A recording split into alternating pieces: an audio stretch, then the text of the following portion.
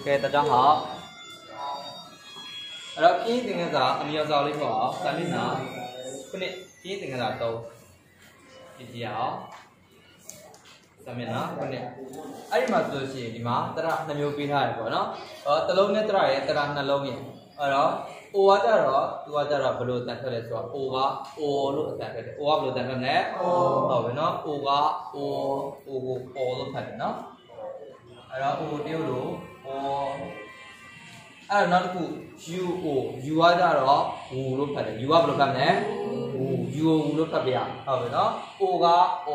U O ပေါင်းတော့ W လို့ဖတ်ပြရ W O ဆိုဘယ်လိုဖတ်မလဲW O W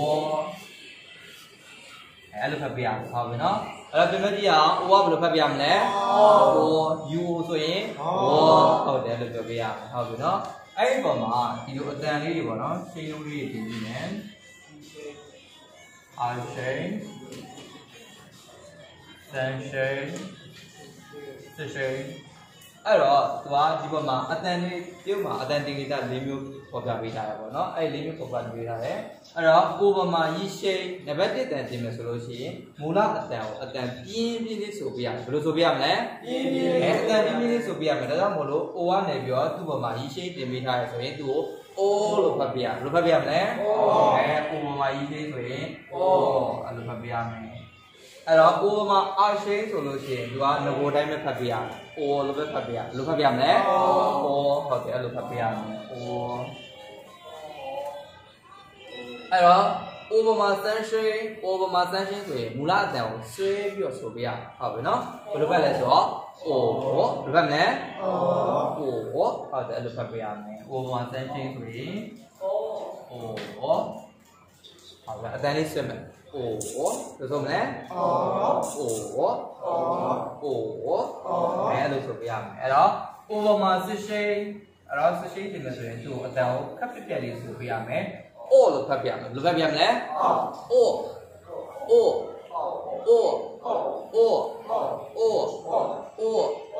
ဲ့ဒီလို့ O အဲ့လိုပုံစံမျိုးเนาะကြည်ကြည်လေးလေးဆိုမယ်เนาะဆိုကြည့်အောင် O ဟုတ်ပြီเนาะအဲ့ဒါဆိုကြည့်မယ်အဲ့တော့ O မှာရေးချင်းဆိုရင် O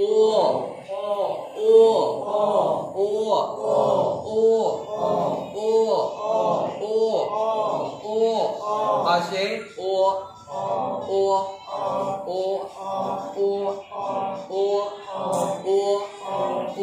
O sunshine O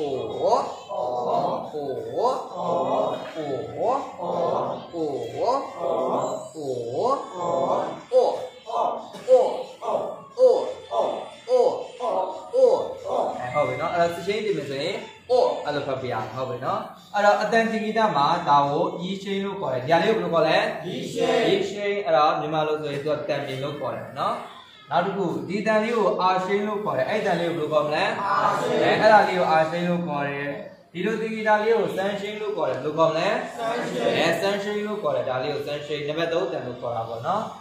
နောက်တစ်ခုနောက်တစ်ပြလို့အတန်တင်ဂီတာလေးကိုကျတော့စစ်ရှိန်လို့ခေါ်တယ်ဘယ်လိုခေါ်မလဲစစ်ရှိန်စစ်ရှိန်အဲ့တော့ဒီလိုတရားတွေအပေါ်မှာအဲ့ဒီရှင်းတရားလေးတွေတင်တာမတူဘူးကွာသွားပြီဆိုတာ ਨੇ အတန်လည်းမတူတော့เนาะအဲ့မှာဒီမှာဆိုရင် O ကမူလအတန်ဆိုရင် O လို့ဖတ်တယ်အဲ့တော့ရှင်းလုံးလေးလုံးတင်လိုက်တော့အတန်တွေကတူသေးတာမတူတော့ဘူးဟုတ်ပြီเนาะအဲ့ရှင်းလုံးလေးတွေအဓိကထားပြီးကြည့်မယ်เนาะโอเคဒါဆိုရင်ပြန်ပြောကြည့်အောင်အဲ့တော့ O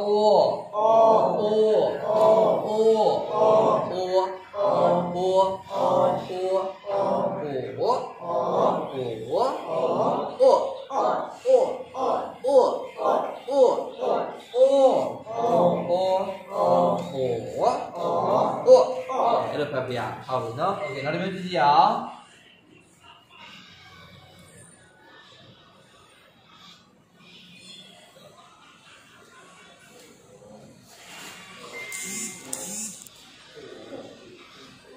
အဲ့တော့ U က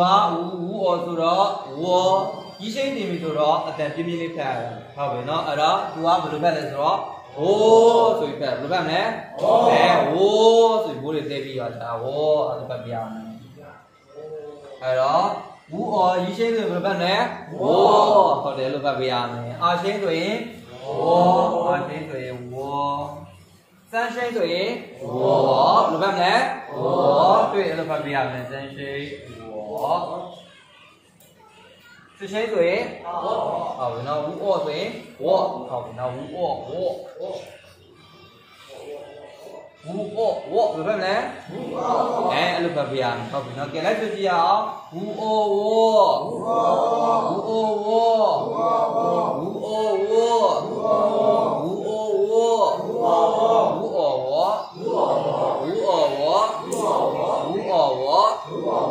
恶我，无恶我，三十无恶我，无恶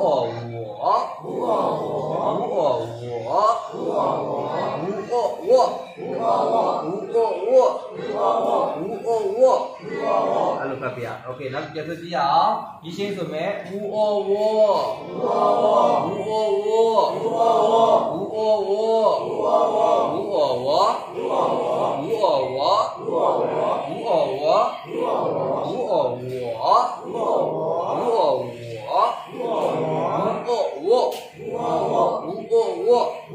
哎，阿鲁说比亚，好不？那哎，过来说讲，无我，好的，阿鲁说比亚，好不？那哎，奥个啥叫你自己啊？哎嘛，说先，做着了，哎，你找出来，今天找也比俺有意思，阿鲁。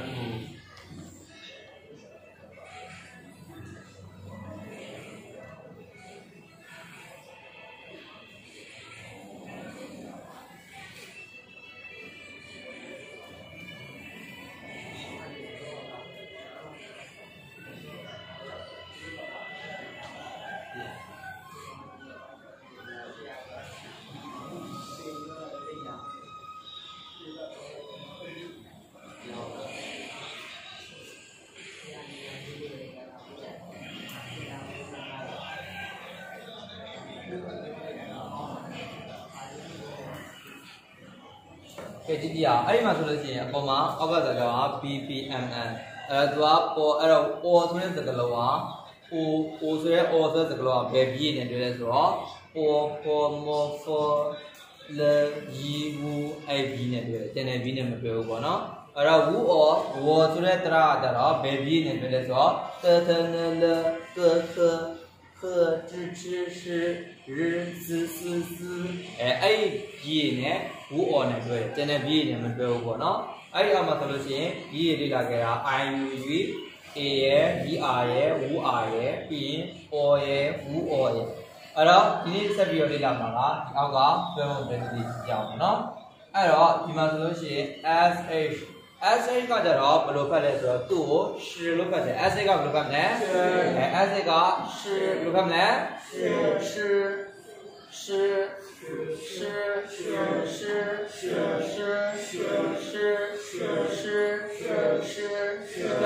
ဆိုတဲ့အတန်ကိုရှားလိုက်ပြီးခက်တာဘယ်လိုဖတ်မလဲ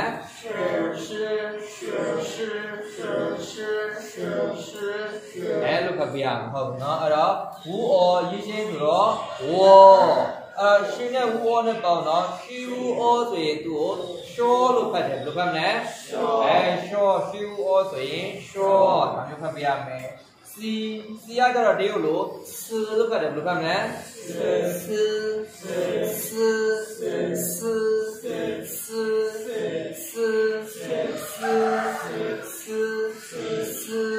好，那是要吃的快点。wu or 是先做了 wo， 哎呦，吃 wu or 错了快点，吃 wu or 所以不是办呢？哎，错，吃 wu or 错，阿拉不一样。哎呦，帮我说错，阿拉不一样。哎呦，你妈是谁？妈一谁？然后这个。和 wu or h 个和了快点 h 个不是办呢？和，好，那 h 个和了快点呢 ？h 个不是办呢？和，快点啊！和，哎，都快别没。wu or 三十，我，帮我和 wu or。我了快点，和我是不是呢？我三声说我不但说不要没，那这个几下到了哥了快点，几有了快呢？哎，几下哥，好不？那几下哥了快点，我一声说我的鲁班嘞，哥呢我呢包呢，哥我水，哥鲁班的，哥我的鲁班嘞，哎哥我包呢，火锅鲁班嘞，哎火锅鲁班不一样的，好不呢？那就不。这个叫做日鲁班的，这个鲁班嘞，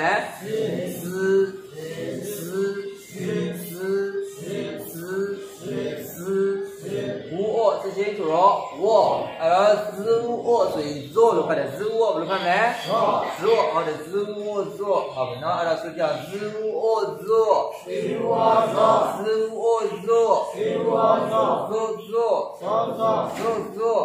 哎，鲁班不一样，好不呢？那就不。ဒီရတော့တေလို့ဖတ်တယ်ဒီကိုဘယ်လိုဖတ်မလဲအဲဒီကိုတေလို့ဖတ်မယ်ဝူအောရည်ရှင်းဆိုတော့ဝေါ်ပေါင်းတော့တေဝူအောဆိုရင်တိုးလို့ဖတ်တယ်တေဝူအောဆိုဘယ်လိုဖတ်မလဲတိုးဟုတ်ပြီနော်ဒီကိုတေလို့ဖတ်ပေးရမယ်ဒီကိုဘယ်လိုဖတ်မလဲတေဟုတ်တယ်တကန်ဖတ်ပေးရမယ်ဒီကိုတေအဲ့လိုဖတ်ပေးရမယ်ဝူအောရည်ရှင်းဝေါ်တေဝူအောတိုးနောက်တစ်ခုတေဝူအောတိုးပေါင်းတော့တိုးဘယ်လိုဖတ်မလဲတိုးအဲ့လိုဖတ်ပြရမယ်ဟုတ်ပြီနော်အဲ့တော့တေဝတိုးအဲ့လိုဖတ်ပြရမယ်နောက်တစ်ခု W ကဝူလို့ဖတ်တယ်ဘယ်လိုဖတ်မလဲဝူအဲ့တော့ O ဟာစရှင်းဆိုတော့ O ဝူ O ဆိုတော့ဝူ O ဆိုဘယ်လိုဖတ်မလဲဝူဟုတ်တယ်အဲ့လိုဖတ်ပြရမယ် F ကကြတော့ for လို့ဖတ်တယ် F ကိုဘယ်လိုဖတ်မလဲ forဆိုကြည့်မယ် for သူကကြတော့အပေါ်သွားနဲ့အောက်နှခမ်းနဲ့ကြိုက်ပြီနော် for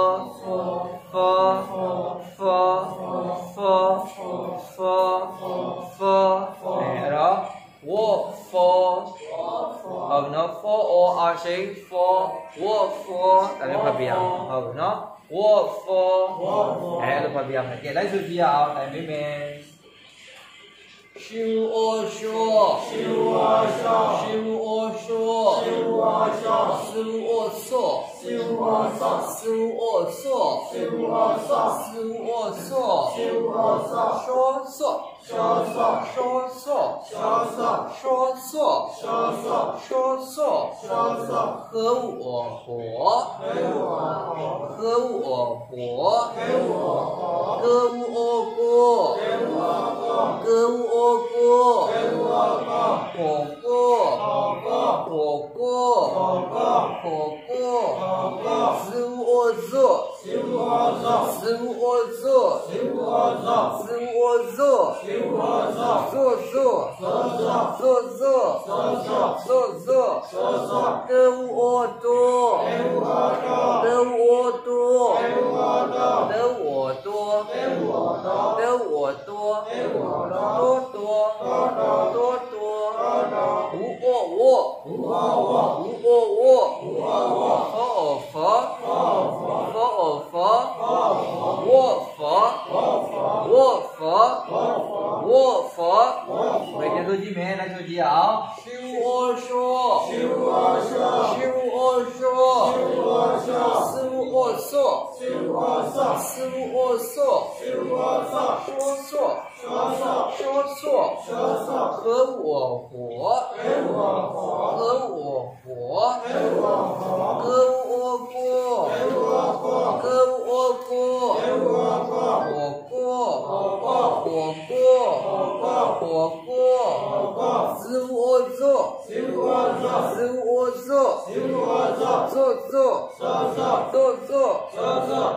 哦多，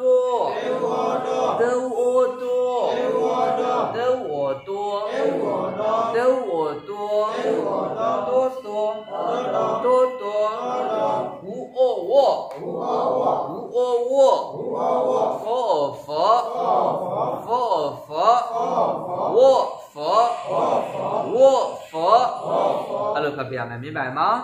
โอเคဒါဆိုရင်ကိုယ်တိုင်လေးဖတ်ကြည့်အောင်ရှေဝါရှောသေဝါဆောရှောသောသေဝါရောသေဝါကိုဘောဘောသေဝါဆောသေဝါဆောသောသေဝါရောတာတော်ဝ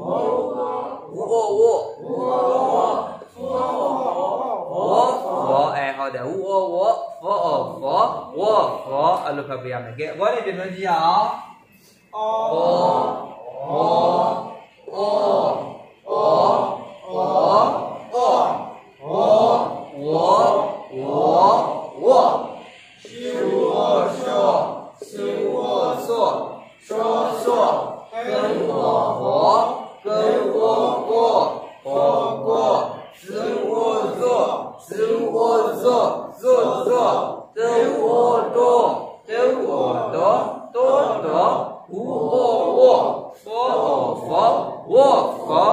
ပြရမယ်ကဲအတူတူပြန်ဆိုကြည့်အောင်ရှူဝရှောစူဝဆောရှောဆောကဲဝဘောကဲဝဘောဘော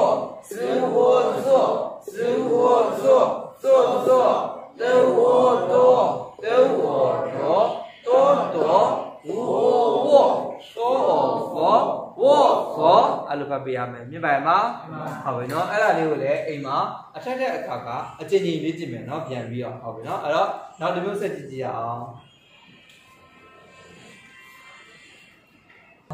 ကဲတော့ကြတော့ရှင်းအောင်လားမဒီပြီလားဒီပြီလားနော်โอเคနောက်မှဖတ်ရပါအဲ့တော့ကြည့်ကြည့်အောင်မင်းစကားပြောပါတဲ့မင်းစကားပြောပါဆိုရင်ဒီလိုပြောလဲဆိုတော့你说话吧你说话吧ဘယ်လိုပြောပြရမလဲ你说话吧你说话吧ဒါမျိုးပြောပြရမယ်你ဆိုတာကမင်းခမည်းလို့တဲ့ပြရ你ကဘယ်လိုတဲ့ပြရမလဲမင်းခမည်းလို့တဲ့ပြရဟုတ်ပြီနော်说ဆိုတာကပြောတာကိုဘယ်လိုခေါ်မလဲ说ဆိုတာကပြောတယ်ဟုတ်ပြီနော်话ဆိုတာကစကားကို话လို့ခေါ်တယ်စကားကိုဘယ်လိုခေါ်မလဲ话ဆိုတာကစကားအဲ့တော့说话ဆိုရင်စကားပြောတာဘယ်လိုခေါ်မလဲ说话对ဟုတ်တယ်အဲ့လိုပြောပြရမယ်အဲ့တော့စကားပြောရဲဆိုရင်说话အဲ့တော့ပဆိုတဲ့စကားလုံးလေးမှာအဓိပ္ပာယ်၄မျိုးလောက်ရှိတယ်သူကပါလို့လည်းအဓိပ္ပာယ်ရတယ်ပေါ့နော်လို့လည်းအဓိပ္ပာယ်ရတယ်ကြားစို့ကြားရအောင်အဲ့လိုမျိုးလေးပဲရဘယ်လိုလေးပဲရမလဲပါပေါ့နော်ကြားစို့ကြားရအောင်အဲ့လိုမျိုးလေးပဲရဟုတ်ပြီနော်အဲ့တော့ပါဘယ်လိုလေးပဲရမလဲပါပေါ့နော်ကြားစို့ကြားရအောင်တခုခုကိုလုံးကြားရအောင်လုံးကြားစို့လုံးပါဒီလိုတိုက်တွန်းလိုက်တာပေါ့နော်တိုက်တွန်းတဲ့စကားလုံးလေးအဲ့တော့မင်းစကားပြောပါဆိုရင်你说话吧ဘယ်လိုပြောပြရမလဲ你说话吧你说话吧မင်းစကားပြောပါအဲ့လိုပြောပြရမယ်ဒါဆိုရင်ဖြင်းပေါင်းကြည့်အောင်လိုက်ဆိုကြည့်မယ်နဲဤနီ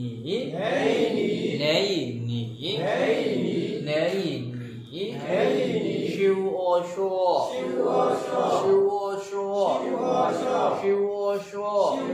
你说和无啊话你说话和啊爸你说话吧你说话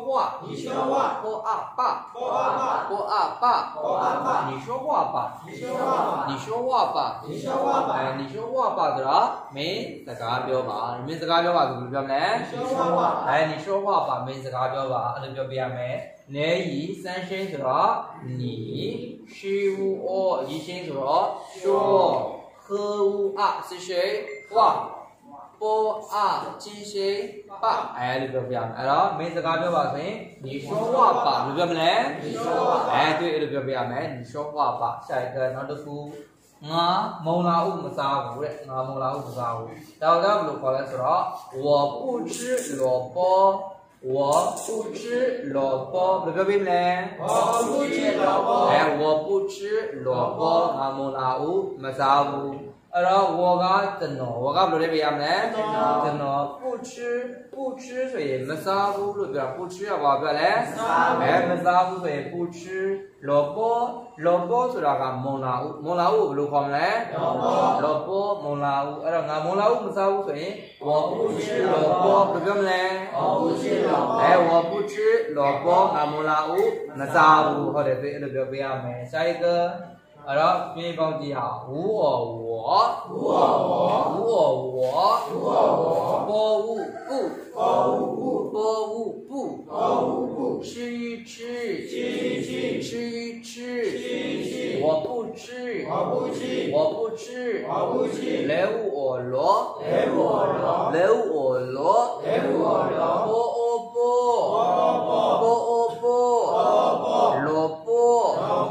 萝卜我不吃萝卜我不吃萝卜ငါမလာဘူးမစားဘူးတဲ့ဟုတ်ပြီနော်无我三谁我波物是谁不吃一谁是雷物我二谁罗波哦一谁波အဲ့တော့ငါမလာဘူးမစားဘူးဆိုရင်我不吃萝卜ဆိုကြမလဲ我不吃萝卜ဒါမျိုးပြောပြရမယ်ငါမလာဘူးမစားဘူးအဲ့နေရာမှာမုံလာဦးနေရာမှာကိုမစားတဲ့ຢာကိုထည့်ဥပမာမနေ့ကဆိုရင်ဝတ်သားဆိုရင်ကျူရိုဟုတ်တယ်မလားဝတ်သားဆိုရင်ကျူရိုအဲ့တော့ငါဝတ်သားမစားဘူးဆိုရင်ဝပုရှေကျူရိုအဲ့လိုပြောပြရမယ်အဲ့တော့အမဲသားဆိုရင်နီယိုရိုဝပုရှေနီယိုရိုဟုတ်တယ်ငါအမဲသားမစားဘူးဒါမျိုးပြောပြရမယ်ပန်းသီးဆိုရင်ခင်းပေါ်လို့ခေါ်တယ်အဲ့တော့ငါပန်းသီးမစားဘူးဆိုရင်ဝပုရှေခင်းပေါ်အဲ့တော့ဝပုရှေဆိုတဲ့နောက်ကကိုမစားတဲ့အစားအစာကိုအကုန်ထည့်ပြောလို့ရတယ်ဘာတွေထည့်ပြောလို့ရလဲကိုမကြိုက်တဲ့အစားအစာကိုမစားခြင်းတဲ့အစားအစာတွေအကုန်လုံးထည့်ပြောလို့ရတယ်ဟုတ်ပြီနော်အဲ့တော့နောက်တစ်ခုကြည့်ကြရအောင်ပန်းသီးကဘယ်လောက်ကြီးလဲပန်းသီးကဘယ်လောက်ကြီးလဲဒါကိုကျတော့ဘယ်လိုပြောလဲဆိုတော့ခရီးသီးကဘယ်လောက်ကြီးလဲဒီလိုကြီးအဲ့တော့ဖရဲသီးကဘယ်လောက်ကြီးလဲဆိုရင်ရှီကွာတောတာဘယ်လိုပြောပြမလဲရှီကွာတောတာရှီကွာတောတာဆိုတာကဖရဲသီးကဘယ်လောက်ကြီးလဲလို့ပြောတာဖရဲသီးဘယ်လောက်ကြီးလဲဆိုဘယ်လိုပြောမလဲရှီကွာတောတာရှီကွာတောတာရှီကွာဆိုတာဖရဲသီးကိုရှီကွာလို့ခေါ်တယ်ဖရဲသီးကိုဘယ်လိုခေါ်မလဲရှီကွာတောတာဆိုတာဘယ်လောက်ကြီးလဲလို့ပြောတောတာကဘာကိုပြောလဲဘယ်လောက်ကြီးဘယ်လောက်ကြီးတယ်လဲတာဆိုတာကကြီးတာတာကဘာကိုပြောလဲကြီးတာကိုတာလို့ခေါ်တယ်အဲ့တော့တောတာဆိုရင်ဘယ်လောက်ကြီးတယ်လဲလို့ရေးပြရတယ်ဖရဲသီးဘယ်လောက်ကြီးလဲဆိုရင်ရှီကွာတောတာဘယ်လိုပြောမလဲရှီကွာတောတာရှီကွာတောတာဖရဲသီးဘယ်လောက်ကြီးလဲဟုတ်ပြီနော်ဆိုကြည့်ရအောင်အဲ့တော့ရှီ歌无阿瓜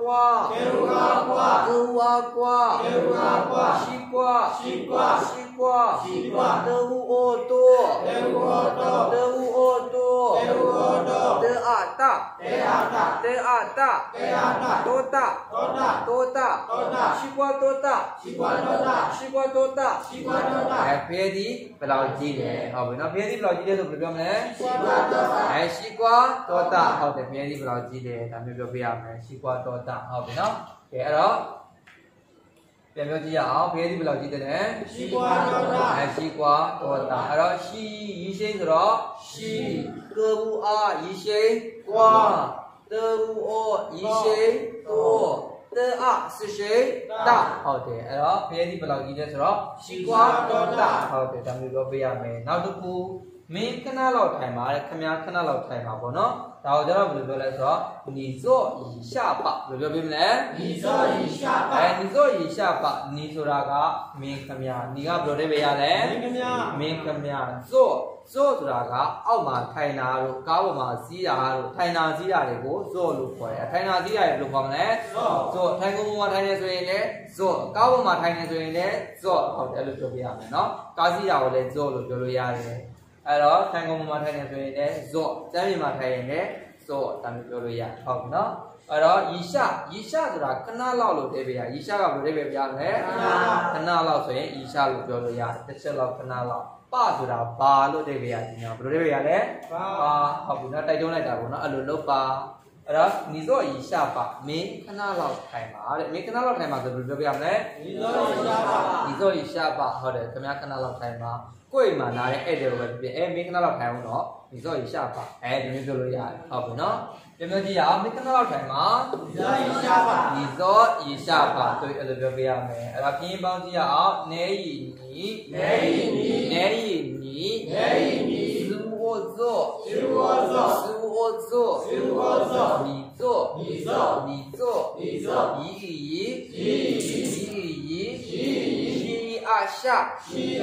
西二下一下波阿爸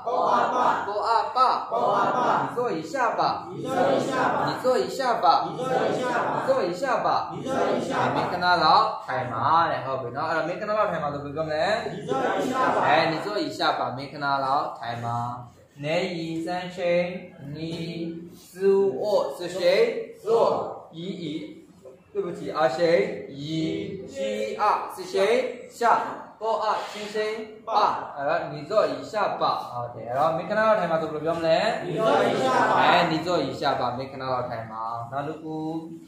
तू မသွားဘူးလို့ तू ပြောတယ်တဲ့ तू မသွားဘူးလို့ तू ပြောတယ်အဲ့တော့ तू ကိုမေးလိုက်တယ် तू သွားသလားဆိုတော့ तू လည်းမသွားဘူးလို့အဲ့လို तू ကပြန်ပြောလိုက်တယ်အဲ့တော့ तू မသွားဘူးလို့ तू ပြောရဲဆိုရင်ဘယ်လိုပြောရမလဲဆိုတော့他说他不去ဘယ်လိုပြောပြမလဲ他说他不去他说他不去他ဆိုတာက तू မလို့ထည့်ပေးရတယ်他ကဘယ်လိုထည့်ပေးရမလဲ तू မကအတန်တို့ကအတူတူပဲတရုပ်စလုံးတော့မတူเนาะ तू ရေးတဲ့စလုံးနဲ့ तू မစလုံးနဲ့ကမတူဒါပေမဲ့အတန်တို့က तू မအရေးပဲရတယ်ရှောဆိုတာကပြောတာ他说ဆိုတော့ तू ပြောတယ်他说ကဘယ်လိုလဲကြရမလဲ तू ပြောတယ်တဲ့他说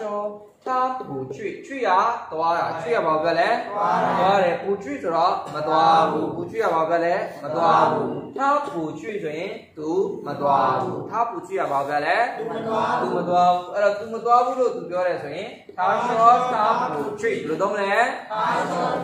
ဒီလိုပြရမယ်ဟုတ်ပြီနော်他说他不去 तू မသွားဘူးလို့ तू ပြောတယ်ဟုတ်ပြီနော်အဲ့တော့ပြင်းပေါင်းကြည့်အောင်သေအားထားသေအားထားသေအားထားသေအားထားသေအားထားသေအားထား虚无而说虚无而说虚无而说虚无而说他说他说他说他说သေအားထားသေအားထားသေအားထားသေအားထားဘောဝဘူးဘောဝဘူးဘောဝဘူးဘောဝဘူး其余句其余句不去不去他说他不去他说他不去他说他不去他说他不去သူမသွားဘူးလို့ तू ပြောတယ်သူမသွားဘူးလို့ तू ပြောတယ်ဆိုရင်ဘယ်လိုပြောမလဲ他说他不去他说他不去 तू မသွားဘူးလို့ तू ပြောတယ်အဲ့လိုသုံးပေးရမယ်ဟုတ်ပြီနော်ထဲအားဤရှိ他虚无ဤရှိ说ထဲအားဤရှိ他ဘောဝအာရှိဘူ其余是谁去他说他不去ဟုတ်တယ်သူမသွားဘူးလို့ तू ပြောတယ်ပြောကြည့်အောင်သူမသွားဘူးလို့ तू ပြောတယ်他说他不去他说他不去အဲ့လိုပြောပြရမယ်ဟုတ်ပြီနော်အဲ့တော့下一个ပြောတယ်ဆိုရင်说ပြောတယ်ဆိုရင်ဘယ်လိုပြောမလဲ说ပြောတယ်မပြောဘူးဆိုရင်不说မပြောဘူးဆိုဘယ်လိုလုပ်ရမလဲ不说ဆိုရင်မပြောဘူးစကားပြောတယ်ဆိုရင်说话ဘယ်လိုပြောမလဲ说话ဆိုရင်စကားပြောတာဘယ်လိုခေါ်မလဲ说话စကားပြောတယ်ဟုတ်ပြီနော်说话စကားပြောတယ်အဲ့ဒါစားတယ်ဆိုရင်စားတယ်ဆိုဘယ်လိုပြောမလဲစားတယ်မစားဘူးဆိုရင်မစားဘူးဆိုဘယ်လိုပြောမလဲ不吃ဆိုရင်မစားဘူးဟုတ်ပြီနော်မုံလာဥကိုလောပေါ်လို့ခေါ်တယ်မုံလာဥဘယ်လိုခေါ်မလဲလောပေါ်မုံလာဥဟုတ်ပြီနော်နောက်တစ်ခုထိုင်နေစီးတယ်ဆိုရင်ဘယ်လိုခေါ်မလဲသို့ဟုတ်တယ်ထိုင်နေစီးတယ်မထိုင်ဘူးမစီးဘူးဆိုရင်ပူသို့မထိုင်ဘူးခဏလောက်တစ်ချက်လောက်ဆိုရင်ဤရှာဆိုရင်ခဏလောက်တစ်ချက်လောက်ဟုတ်ပြီနော်နောက်တစ်ခုငါကျွန်တော်ဆိုရင်ငါကျွန်တော်ဆိုဘယ်လိုပြောမလဲမင်းခမဆိုရင်သူမဆိုရင်ရောထားဟုတ်တယ်ထားဆိုတာကသူမလို့လည်းအသေးပဲရတယ်ဟုတ်ပြီနော်အဲ့တော့ဘောနေပြန်ကြည့်ရအောင်အဲ့တော့မင်းစကားပြောပါ你说话吧ဘယ်လိုပြောမလဲ你说话吧မင်းစကားပြောပါငါမလာဘူးမစားဘူးဘာဘူးကြည့်ရပါဘာဘူးချလောပေါ်ပရဲ့ဒီဘယ်လောက်ကြည့်တယ်ရှိကွာသောတာဟုတ်တယ်မင်းခဏလောက်ထိုင်ပါဒီတော့ဤရှာပါသူမသွားဘူးလို့သူပြောတယ်他说他不去ဟုတ်တယ်အဲ့တော့ပြောတယ်ဆိုရင်说မပြောဘူးဆိုရင်不说စကားပြောတယ်说话ဟုတ်တယ်အဲ့တော့စားတယ်ဆိုရင်吃မစားဘူးဆိုရင်မလာဘူးဆိုရင်ပေါ်ဟုတ်တယ်အဲ့တော့ထိုင်နေစီးတယ်ဆိုမထိုင်ဘူးဆိုခဏလောက်တစ်ချက်လောက်ဤရှာဟုတ်တယ်ခဏထိုင်ပါဆိုဤရှာသွားတယ်ချွိမသွားဘူးချွိငါကျွန်တော်မင်းခမသူမထားအဲ့လိုပြောပြရမယ်ဟုတ်ဘူးနော်ပြန်လေးကြည့်ရအောင်မင်းစကားပြောပါ你说话吧ငါမလာဘူးမစားဘူး我不吃萝卜好的别的不老记嘞西瓜多大没看到老太吗你坐一下吧好的怎么多不咯都标嘞他说他不去我那个标记啊没事干标吧你说话吧俺们老不啥不我不吃萝卜那别的不老记的嘞西瓜多大没看到老太吗你坐一下吧不标嘞你坐一下吧没看到老太吗怎么多不咯都标嘞他说他不去好的都标不一样没怎么多不咯都标嘞明白吗明白那到时候先拼定了不要那简单的喏这个标的是多几样